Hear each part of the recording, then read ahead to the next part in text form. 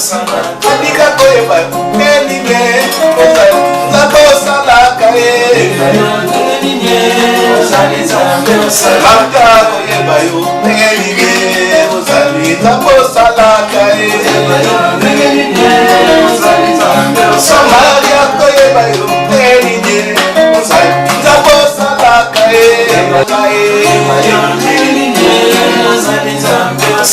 Tandika koyeba enime ozali nakosalaka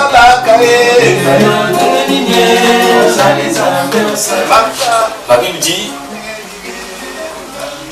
ça c'est le sage Ananias qui parle, qui a reçu une parole pour le frère Saul de Tarse, le futur frère Saul de Tarse. Il dit, le Dieu de nos pères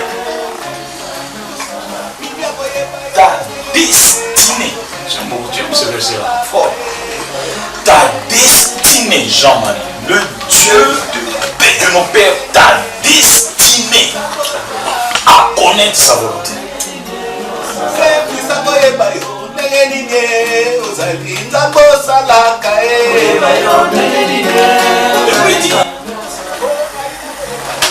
Avoir le juste. Dans d'autres versions dit, que j'ai à la maison dit, avoir Jésus le juste. Et à entendre les paroles de sa bouche. Donc, remarquez ceci. Le Seigneur avait déjà programmé quelque chose pour cet homme-là. Et quand il rencontre maintenant le Seigneur lui révèle sa destinée. Ce à quoi il était appelé. Et cette même destinée te concerne toi et moi. Je ne vois pas autre chose dans la vie, Annie, que tu peux faire si ce n'est que de connaître la volonté du Père, si ce n'est que de voir Jésus le juste, si ce n'est que d'entendre les paroles de sa bouche par le Saint-Esprit. En dehors de ce toit-là, je ne vois pas quel est le but pour lequel Dieu te maintient sur la terre. Je ne vois pas.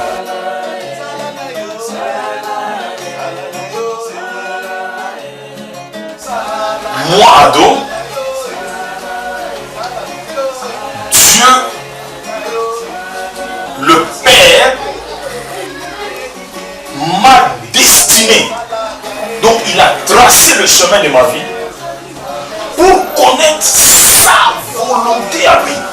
Pas ma volonté à moi, mais sa volonté à lui. Une fois que je connais sa volonté, c'est alors que je veux faire cette volonté-là. Libre choix. Soit tu le fais ou tu ne le fais pas. Et puis il dit, Saul, tu es destiné à voir Jésus. À voir Jésus.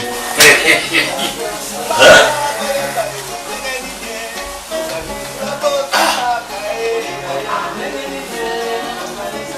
Donc tu n'as rien fait, mais tu es seulement appelé, choisi, prédestiné et destiné à voir Jésus.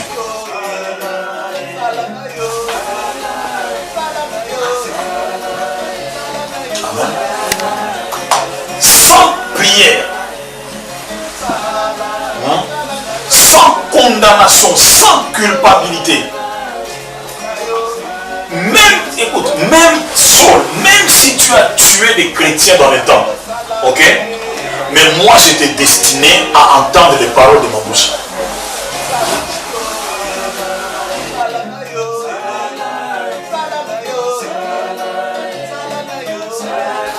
Ça c'est l'image de toi et de moi.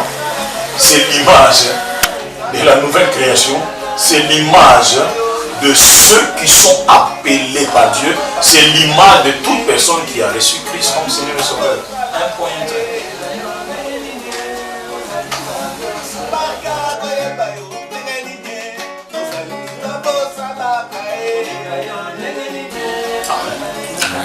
Maintenant, je me suis posé une question. C'était celle de savoir comment connaître la volonté de Dieu. Comment connaître ce que Dieu veut? Pas ce que toi tu veux, pas ce que ton pasteur veut, pas ce que le prophète veut, mais ce que Dieu veut. Comment le connaître? Comment connaître cette volonté-là? Tu ne peux connaître cette volonté-là que si tu vois le juste ou si tu entends les paroles de sa bouche, c'est tout.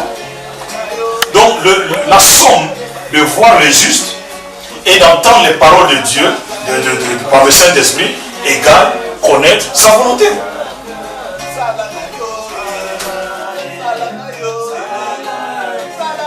Dans les Actes des Apôtres, l'histoire de Paul, donc après le chapitre, même avant le chapitre 22, vous allez remarquer une chose que tout ce qui a été dit, tout ce que le Dieu de ce père lui avait dit par le sage Ananias, eh bien Dieu n'est pas menteur, Dieu a accompli tout cela.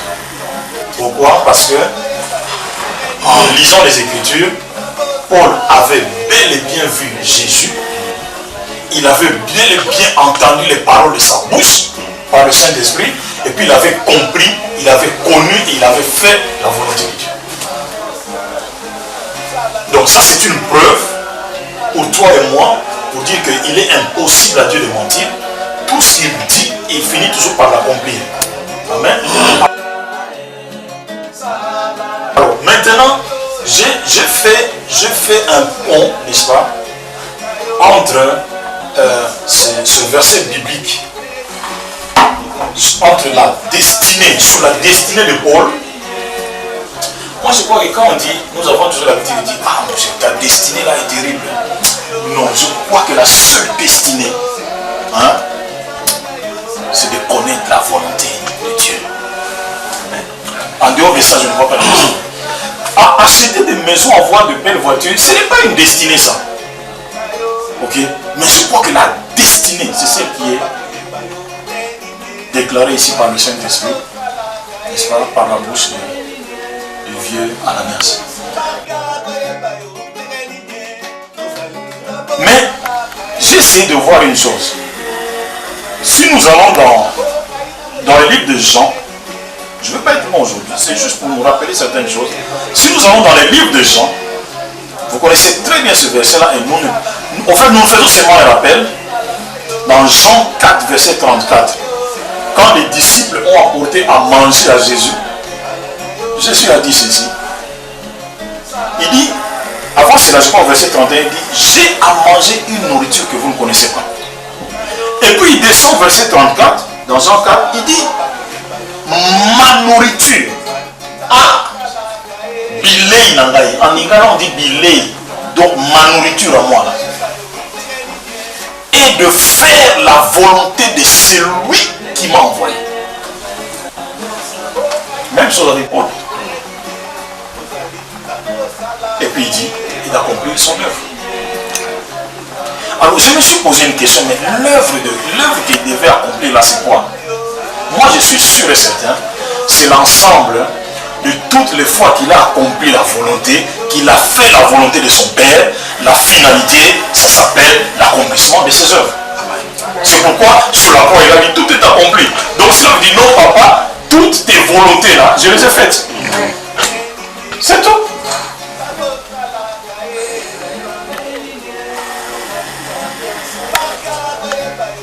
Mais maintenant que chacun de nous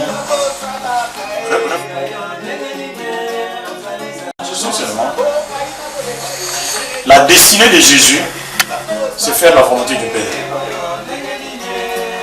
Paul, qui est l'image, le modèle, en dehors de Jésus, de la nouvelle création, celui qui nous a apporté la nouvelle création, sa destinée aussi était de faire la volonté du Père. Bon, toi et moi, quelle est notre destinée?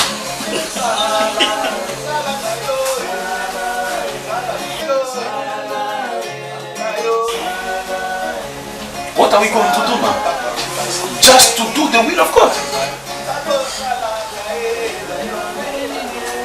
And what is the will of God?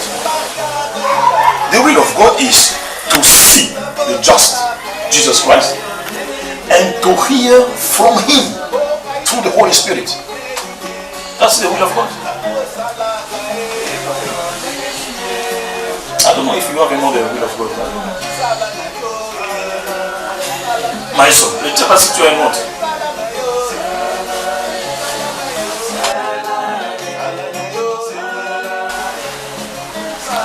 Maintenant, Annick, dis-moi, est-ce que tu connais la volonté de Dieu? Est-ce que tu fais la volonté de Dieu? Maman Mimi, je te pose une question. Est-ce que tu vois Jésus le juste?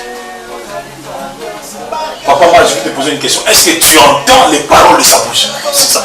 On ne dit pas, écoutez très bien. La Bible ne dit pas, est-ce que tu lis les paroles de la Bible? Est-ce que tu lis les Écritures? Non. La Bible dit, est-ce que tu entends les paroles de sa bouche?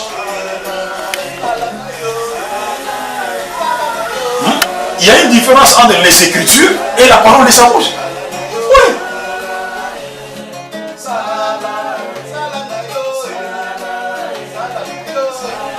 Bon, comment est-ce que vous voulez que nous apportions, que nous soyons des témoins jusqu'aux extrémités de la terre, comme il l'a demandé, si nous ne voyons rien, si nous n'entendons rien? Ok, comment ça peut être possible? On ne peut être témoin que des choses qu'on a vues et des choses qu'on a entendues.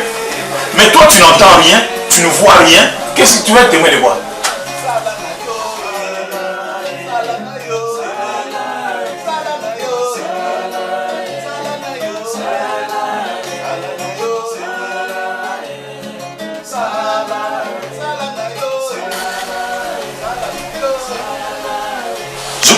Je vais continuer. Au verset 17, la Bible dit ceci. De retour à Jérusalem. Ça c'est Paul qui dit. Comme je priais dans le temple, je fus ravi en extase et je vis le Seigneur. Qui me disait.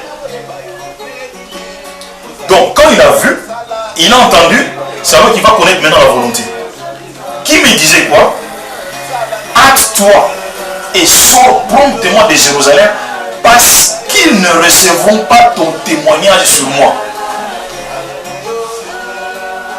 Au verset 21, il dit, alors il me dit, va et je t'enverrai au plus loin vers les nations.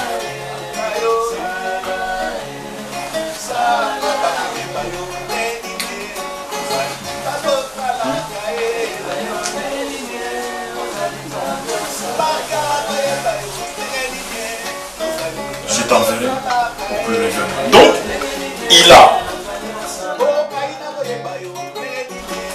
a vu le Seigneur, il a entendu les paroles de sa bouche. Les deux font quoi? Qu'ils connaissent la volonté du Seigneur. Dès qu'il a connu la volonté, il a fait cette volonté-là. Et puis c'était la réussite, le succès dans le ministère. Le succès de ton ministère ne dépend pas de combien de gammes tu joues. Amen. Ok? Le secret de ton ministère dépend de ta destinée. Et quelle est cette destinée? Connaître la volonté de celui qui t'a envoyé, le Saint-Esprit, ok? Et voir le juste, et puis entendre les paroles de sa bouche.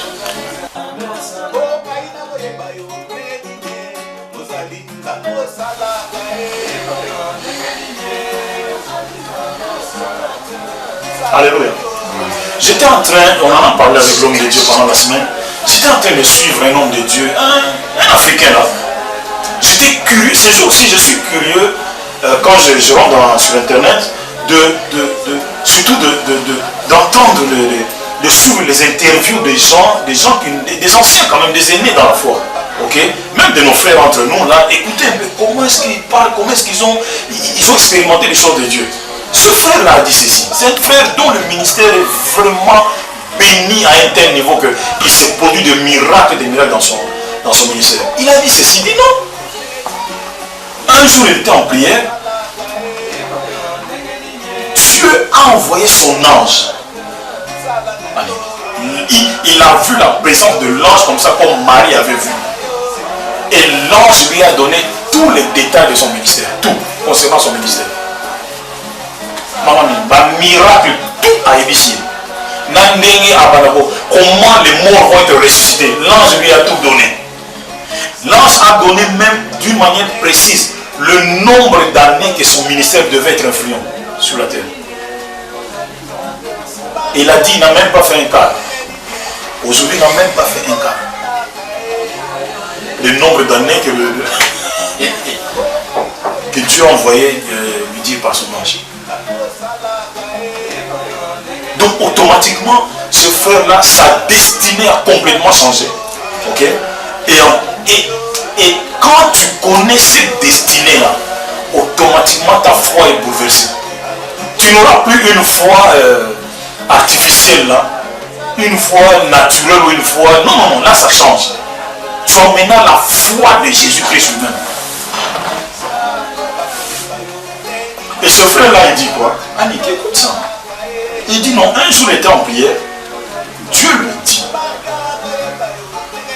entend des paroles de sa bouche.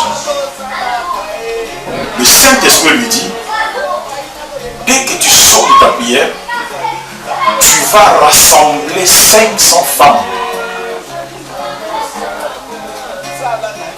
appelées stériles, qui n'ont plus de trompe, qui n'ont plus d'utérus, qui n'ont plus rien. 500 femmes réunies. Ok? Et il a obéi.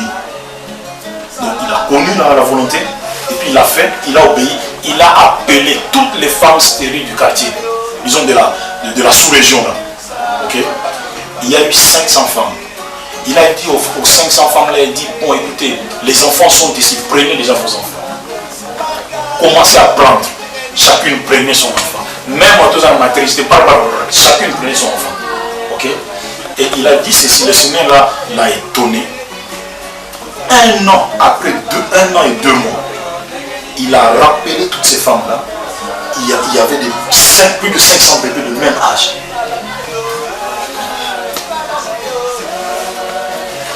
Plus de 500 bébés. Prenons l'âge de Asiel là. 500 bébés. Même âge.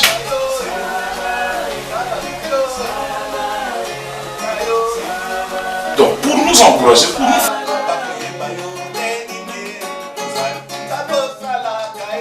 fortifier, bien-aimé, tu peux connaître la Bible, tu peux nous raconter des versets bibliques que tu connais.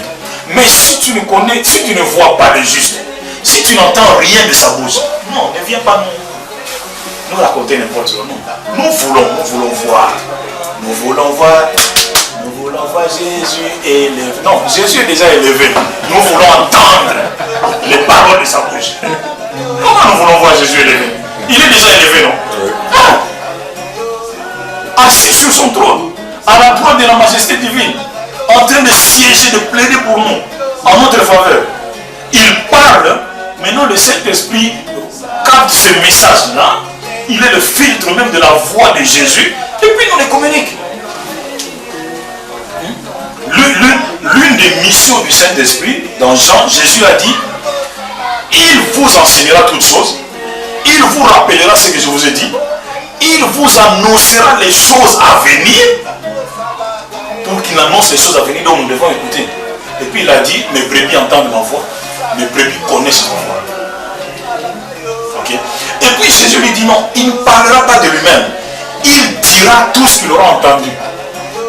Donc c'est que le Saint-Esprit, tout ce qu'il entend là, ce n'est pas pour lui, mais c'est pour toi.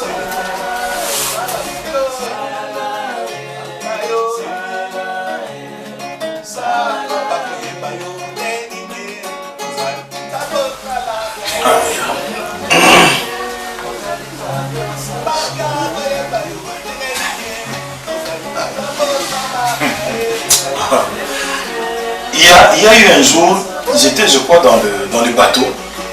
Hein, Paul était en train d'aller à Rome, n'est-ce pas? Et puis il y a eu une tempête, tout ça. Mais Paul avait prévenu, il dit non, ne naviguons pas, restons un peu. Hein. Ce vent-là doit passer. Non, le propriétaire du bateau dit non, c'est mon business, il faut que je retourne aille. Ils sont partis. Il y a eu ce qu'il y a eu. Après Paul leur dit non, mes frères. Je vous avais dit de ne pas. Pourquoi vous n'avez pas écouté ma voix? Et puis il dit non. Un ange de Dieu que je sers m'est apparu. Oh. Quand Quand je vois ça, je dis non. On n'est pas encore arrivé. Hein? Maestro, on n'est pas encore arrivé. Il dit, un ange du Seigneur que je sers m'est apparu. Il m'a dit.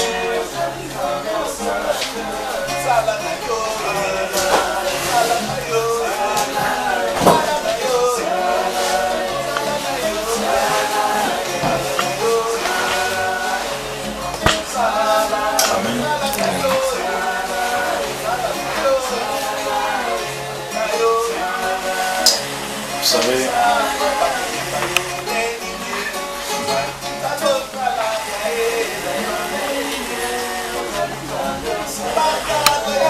je crois que celui qui reçoit cette exhortation, y compris moi-même, okay, doit avoir une responsabilité.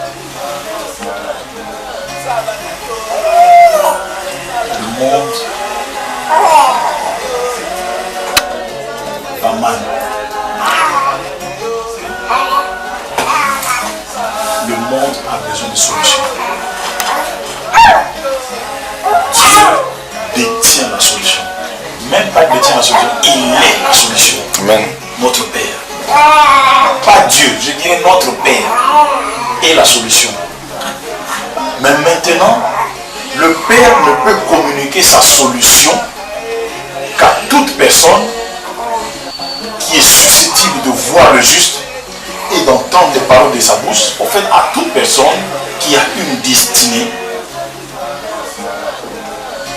celle de connaître la volonté de Dieu et de la faire.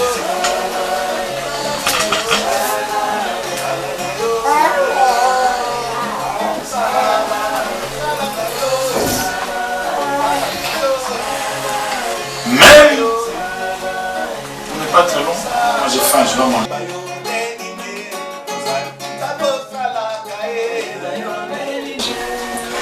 Même Jésus a dit, le Fils ne fait rien de lui-même. Hein? Le Fils que tu es, tu ne peux pas faire ta propre volonté. Tu ne fais que la volonté de celui qui t'a envoyé.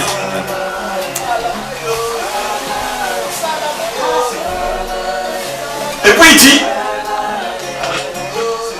tout ce que le Père fait, le Fils le fait aussi.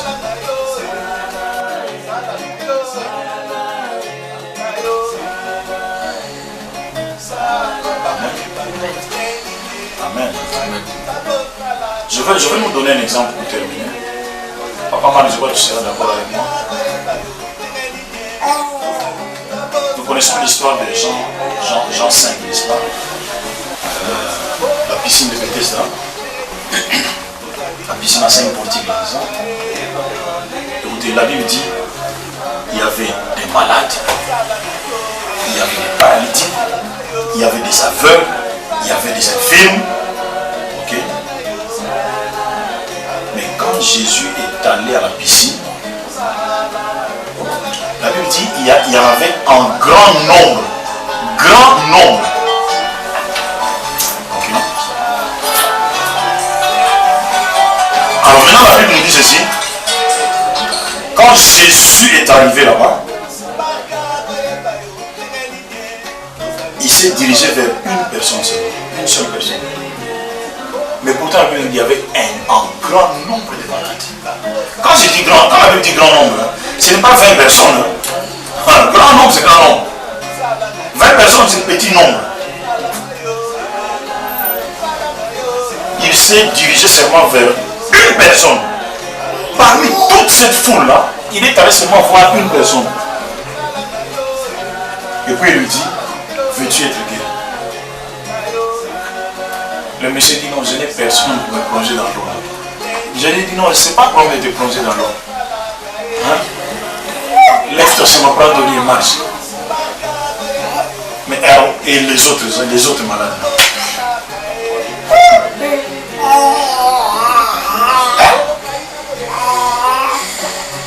Moi, un grand évangéliste, il faut que je guérisse aussi. Il faut que le Seigneur permette que je guérisse aussi tous les autres. Comme ça, on va me voir, on va voir mon ministère des grands. Combien je fais des exploits. Oui. Je ne peux pas laisser ces hommes-là retourner malades.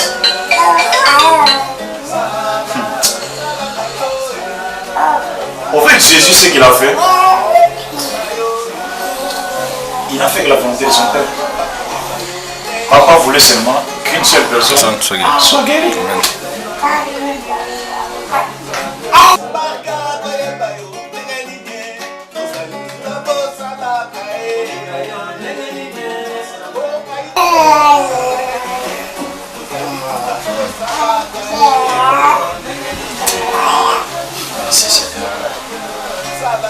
Voilà, ça c'est, je vais m'arrêter là. C'était juste une exhortation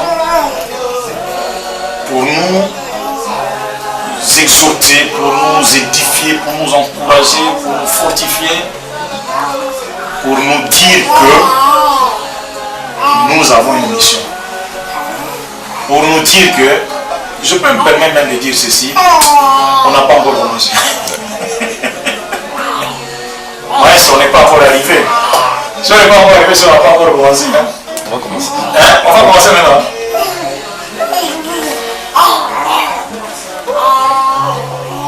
Parce que la clé de la vie, c'est dans la destinée.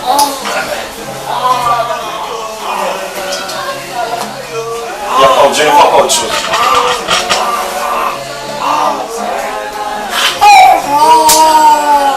On peut prier. Hein?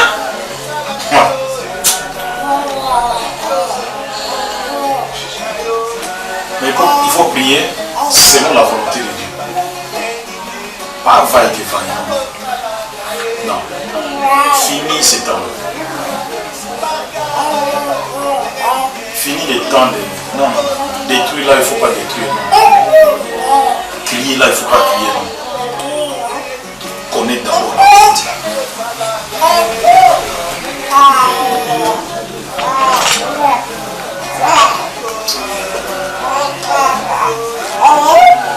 Que Dieu nous bénisse.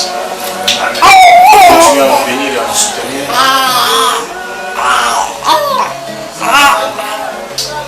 Que sa grâce continue à demeurer dans nos vies.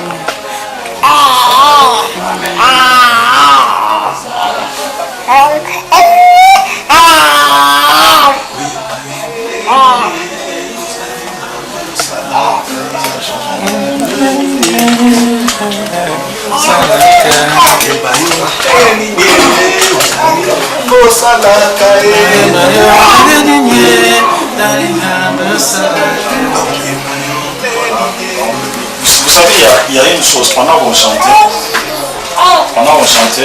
il y a une pensée qui traversait mon esprit, c'est celle-ci. Quand Jésus était seul, les disciples le voyaient et entendaient les paroles de sa bouche. Okay? Mais maintenant Jésus est parti, nous devons continuer à voir Jésus et entendre les paroles sortant de sa bouche par le Saint-Esprit. Pourquoi? Parce que Dieu est un Dieu juste. Amen. Il ne peut pas accepter que les autres là soient avantageux par rapport à nous. Eux qui ont vu, qui ont entendu fraîchement, et que nous ne voyons pas, nous n'entendions pas. Non, Dieu est juste. Dieu est juste. Donc ceux-là, ils ont vu Jésus, ils ont entendu pas les paroles de la Bible, non. Jésus là, direct de sa bouche. Ok. Donc nous aussi, nous devons voir le juste et puis nous devons entendre les paroles de sa bouche par le Saint-Esprit. Pas les Écritures, mais les paroles de sa bouche en plus des Écritures. Ok? Donc ne nous limitons pas seulement aux Écritures, mais nous devons aller plus loin. Tu te rappelles de ton verset là, Jean 5:39. Vous sondez les Écritures. Vous pensez avoir emmené la vie. Il n'y a pas de vie éternelle dans les Écritures. Ce sont elles qui rendent témoignage de moi et vous ne voulez pas venir à moi. Aussi nous allons à lui. Qu'est-ce que lui va dire? Il va nous parler et nous allons entendre les paroles de sa bouche. sa volonté. Voilà, mais donc je chante ça pour Exprimer notre désir de connaître la volonté de Dieu. Alors le cantique dit, comment les gens sauront que tu es Dieu vivant et que tu agis. Dans la réponse, nous disons, révèle-nous ta volonté. Quand on dit ça, c'est-à-dire, agissons ça dans le sens de révèle-nous.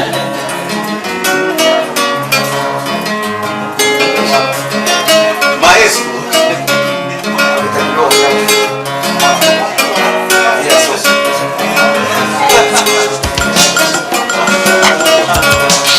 On a fait prochainement ça pour mes frères. On a commencé ensemble.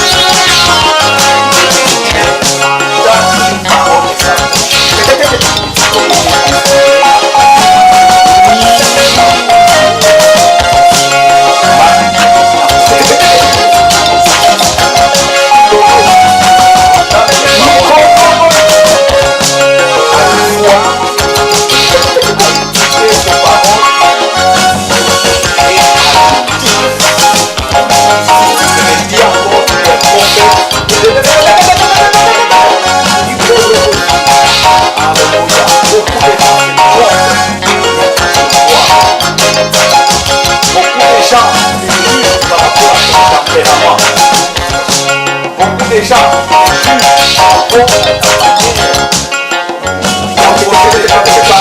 suis